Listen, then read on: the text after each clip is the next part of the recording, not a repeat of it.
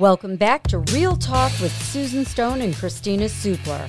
We are full-time moms and attorneys bringing our student defense legal practice to life with real, candid conversations.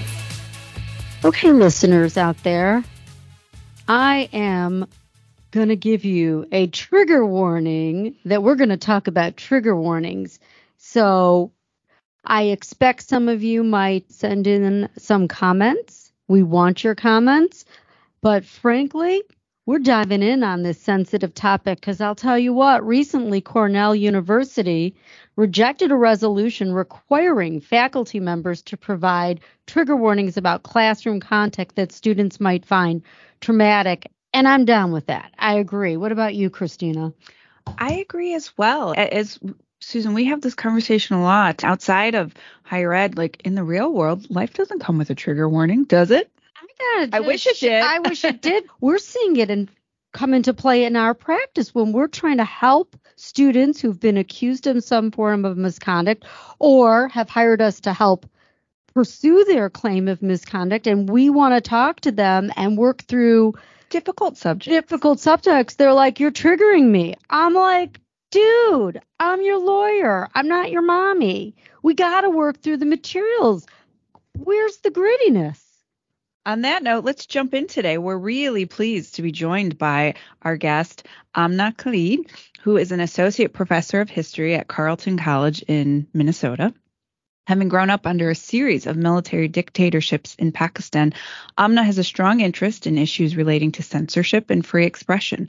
She speaks regularly on academic freedom, free speech, and campus politics, as well as at professional conferences across the country. Her essays and commentaries on these issues have appeared in various outlets, the Chronicle of Higher Education, Inside Higher Ed, and she hosts a podcast herself, an accompanying blog called Banished, which explores censorship in the past and present. Welcome. Thank you for having me.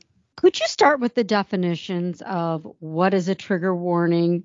I think it's self-explanatory, but just let's set the terms. For people maybe who don't know, and what's all this talk? So give us the basics. Yeah, it's a good question, actually, because even for people who know, I think they get a little bit confused between what is a trigger warning and what is providing context. So a trigger warning is really just basically a label, if you will, saying whatever you're going to see or read next is going to include certain things that might be disturbing, and then it'll enumerate the things. It'll say sexual harassment, sexual violence, racism, etc. And it's the idea behind it in academic circles, at least, or on university campuses, has been that it prepares students who might be suffering from trauma to get ready for the difficult stuff and dive into it. And it's supposed to aid their learning. So that's the kind of supposed benefit of trigger warnings. And that differs very much, I would say, from something like providing context. I teach difficult material. I always give my students a heads up, and I'll say, we're going to be dealing with difficult things, and I explain to them why they may be difficult, but it's not this kind of standard trigger warning suicide, trigger warning racism, that kind of thing.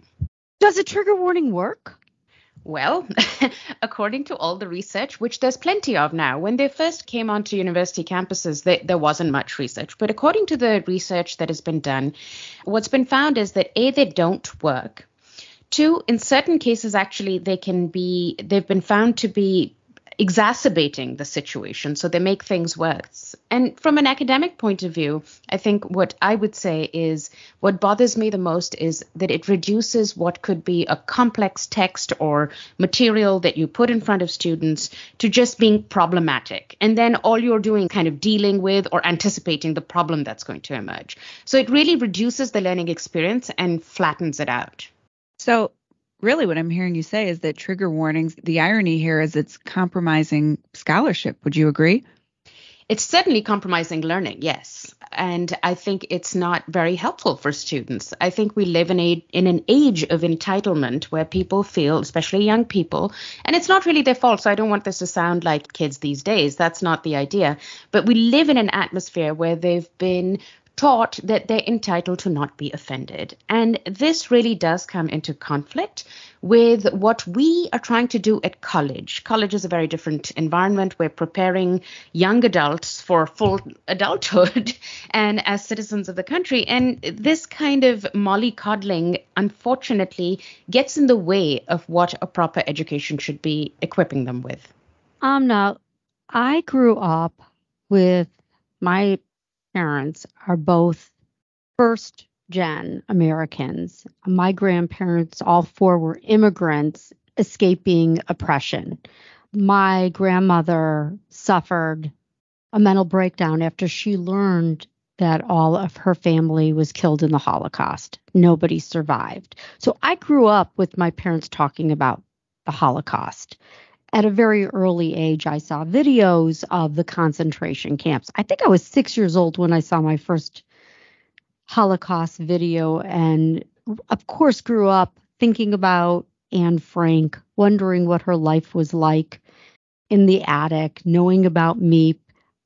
How do you, and you yourself grew up in Pakistan, and that could not have been easy. How do we teach important history lessons so history doesn't repeat itself without getting into the nitty gritty? How do you talk about the Holocaust without talking about concentration camps?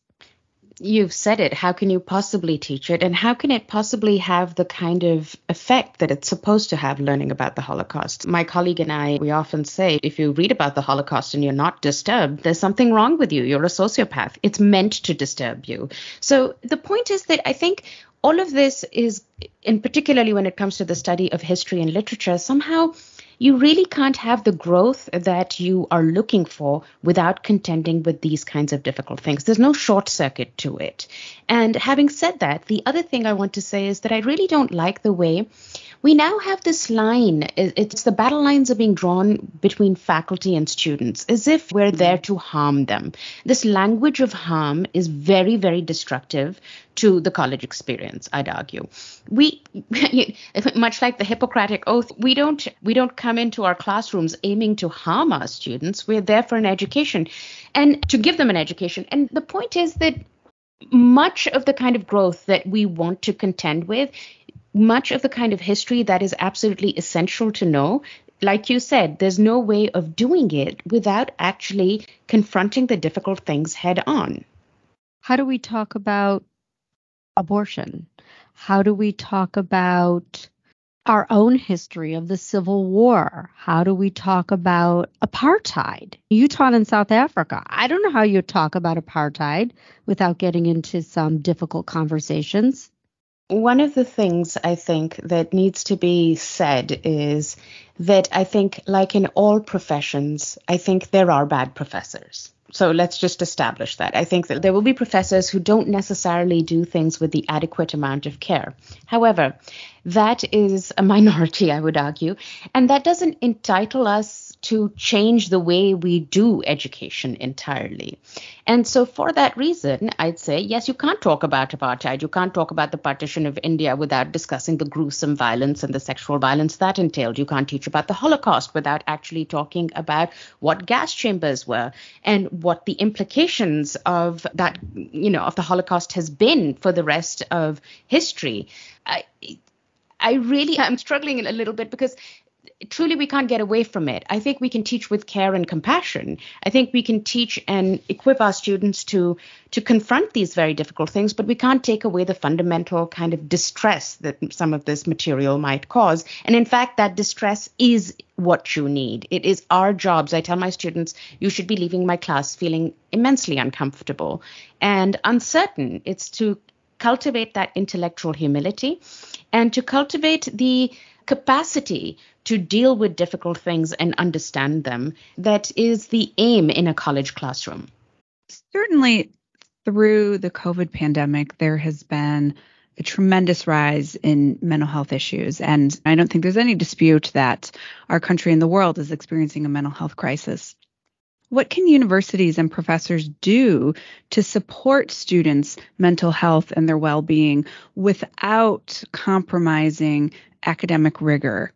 Or organic discussion? Well, One thing I'd say is I think universities do have a responsibility towards taking care of students who are suffering from mental health issues. And that happens not so much in the classroom as it happens through counseling services and other kinds of auxiliary services that we provide on campus. Professors are not there we're not trained. We're just not trained to be therapists. It's not that we want to be mean or anything. It's just that we do not have the requisite skills. Having said that, I think professors do have a responsibility. We talk about academic freedom.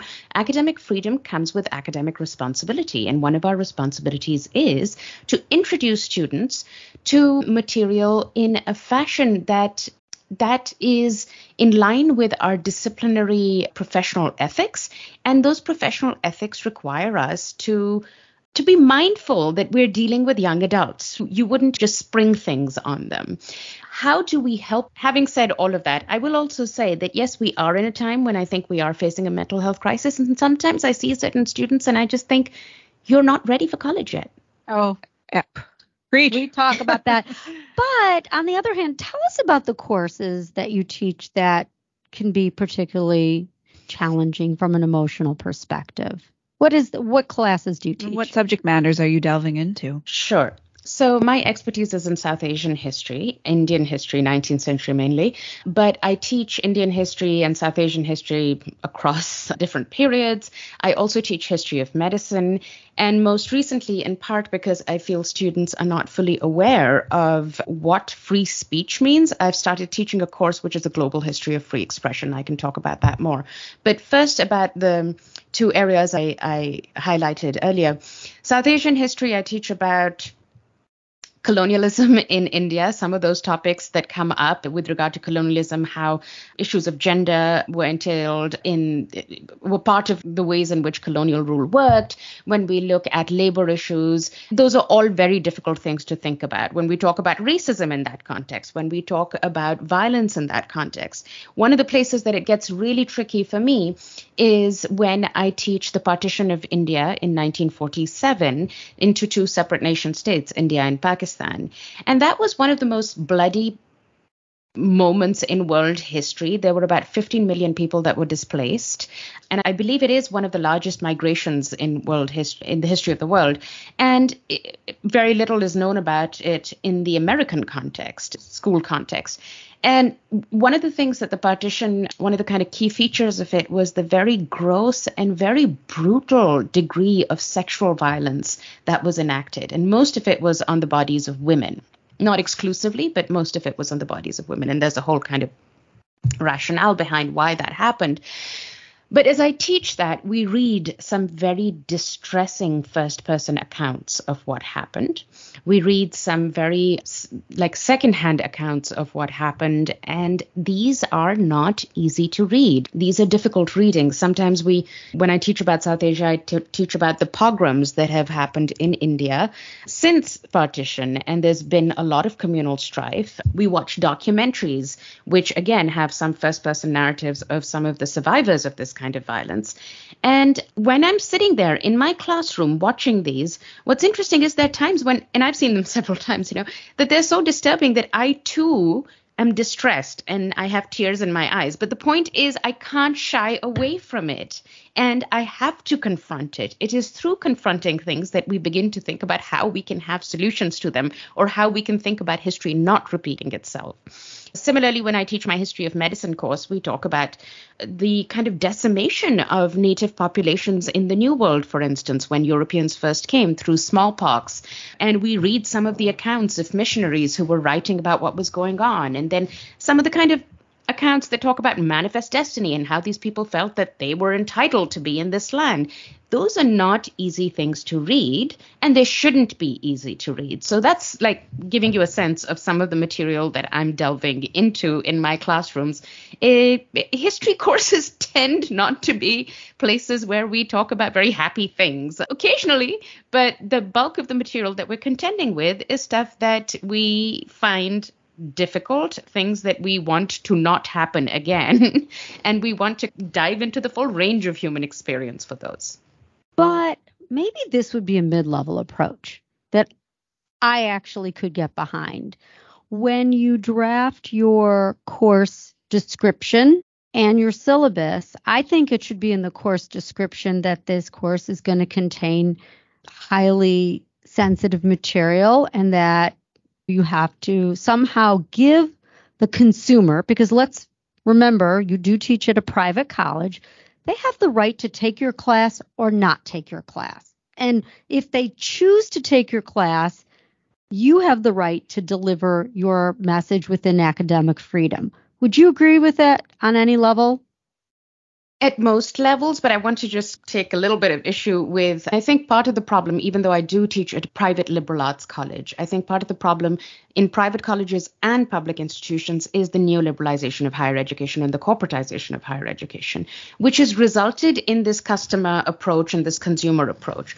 So when students begin to take that kind of customer approach, then it comes with the idea of the customer is always right.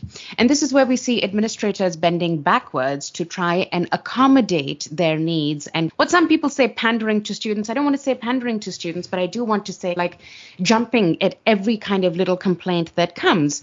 So when it comes to the syllabus and putting things in your syllabus, if you're taking a course that is called Plagues of Empire, and on the first day we go through the syllabus, which is what we do, and we talk about the topics that are going to be there, it really shouldn't at college level be any mystery what we're going to be diving into, right? If we're talking about colonial expansion in the New World, clearly we're talking about disease, we're talking about the decimation of people. This should not come as a surprise. And like I said, it's not, I believe strongly that we should contextualize what we teach. And a good history teacher does that. A good literature teacher does that. We go through what exactly is coming up and how and why. I think the rationale of why we've included it is one that helps students figure out why they must contend with something.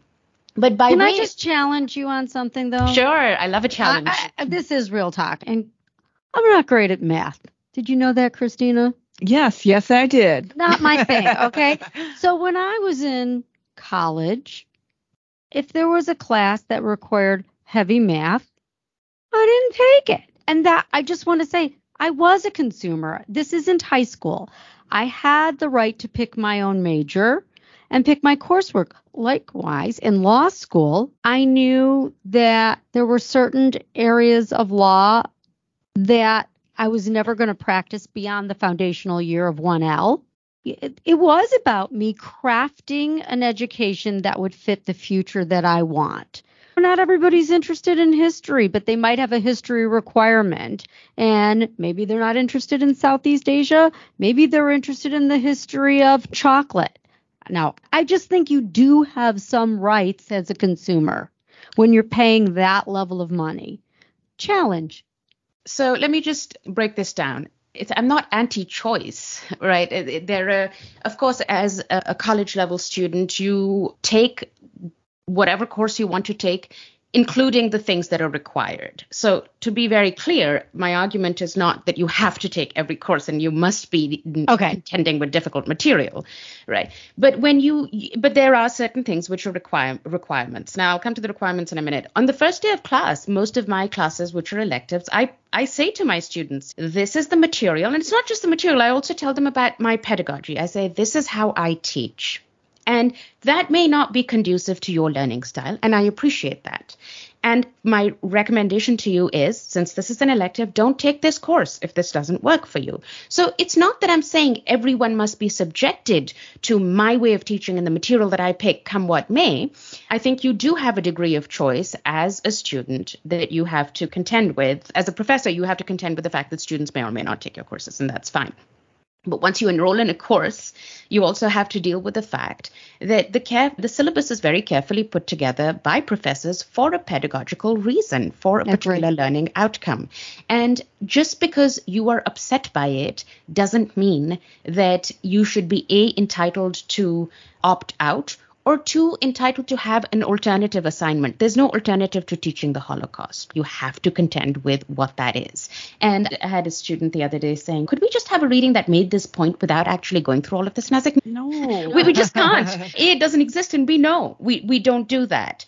But I'm sure the people who went through the Holocaust wish they had an alternative reality, right? Well, just like Exactly. And that's what I tell my students. I'm saying if our ancestors, whichever context you're thinking about, or people before us, had to live through these things, had to live through colonial oppression, had to live through the Holocaust, had to live through civil war, the very least we can do is read about it, because in many ways that act of reading is about bearing witness to history, and we must not forget, and we must make their suffering and their experiences relevant for our times today, because it's so easy to forget. And the biggest trouble I think we're facing in our times is that there's great historical illiteracy.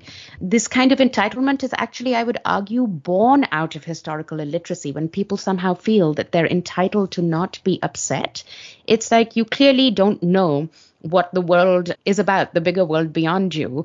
And it reminds me of James Baldwin, who has this quote, which is, you have your own suffering and you think this is the worst it can be. I'm paraphrasing. I can't, his words are far more eloquent. And then you read, and you learn that the world has so much more suffering. It's about getting that perspective. And that's what I think my business as an educator is, to give my students that perspective, not just by looking at history. Like I said, I worry that we've become historically illiterate, but also by placing our experiences in the wider global context. The US has a kind of exceptionalist narrative that has turned into an isolationist narrative. And I think at our own peril, we suffer.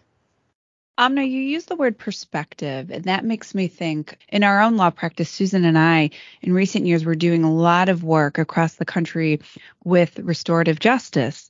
And we've seen such a rise in cancel culture. Oh my gosh, you took amazing. A question. It's really disturbing what we're seeing, Terrible. in my opinion, in terms of a rush to judgment so often. And Great my question point. for you, Amna, is whether you think there's any correlation in the rise of the use of trigger warnings on college campuses and the dramatic increase in cancel culture as well. Oh my gosh, Kristina, I was thinking that very same question, and that it's like the three monkeys: hear no evil, see no evil, speak no evil.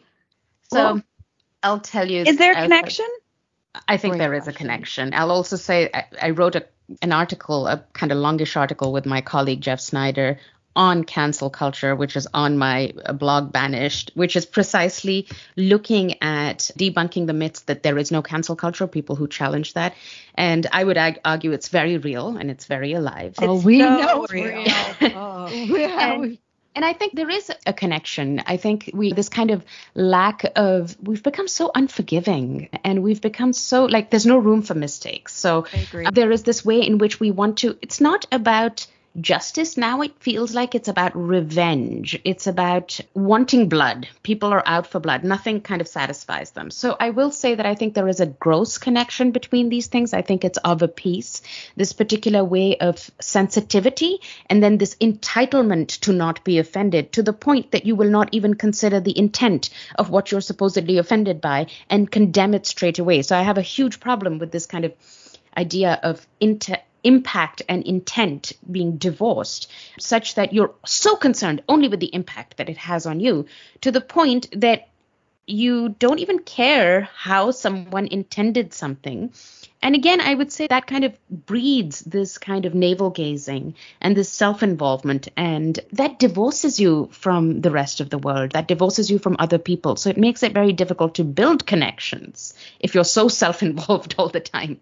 I just want to give a plug, because we could talk to you all day, that you put some YouTube videos up with your buddy Jeff Snyder, one on trigger warnings and the difference, and another one on the difference between training and education. And they're amazing. I really enjoyed them. Thank you. And this is I've enjoyed watching them as we got our thoughts in order and prepared for our dialogue with you today. And so I encourage all of our listeners to check it out and check out your webpage to see your other materials there. There's lots of really interesting articles and videos, and it was a real pleasure speaking with you today. Thank you so much. And just before I go, can I say one more thing? Yes, yeah. As someone who is in the space of higher education and education more generally, I think the biggest threat, I will recognize that there are threats to academic freedom and learning that are coming from within the academy. So things like trigger warnings that try and curtail what you can and can't say.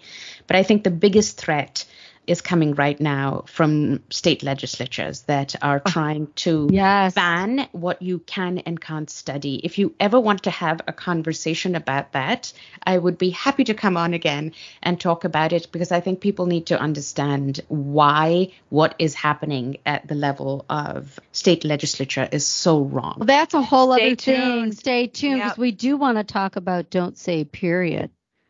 Perfect. Yeah, we're on it. Period. Okay. Don't say gay. Don't say gay. Gay. Again, thank you so much. And to our listeners, we hope you enjoyed today and come back for more. We're going to do another episode with Amna and delve into these other big, interesting issues. Thanks for listening to Real Talk with Susan and Kristina. If you enjoyed this episode, please subscribe to our show so you never miss an episode. And leave us a review so other people can find the content we share here. You can follow us on Instagram. Just search our handle @StoneSupler. And for more resources, visit us online at studentdefense.kjk.com. Thank you so much for being a part of our Real Talk community. We'll see you next time.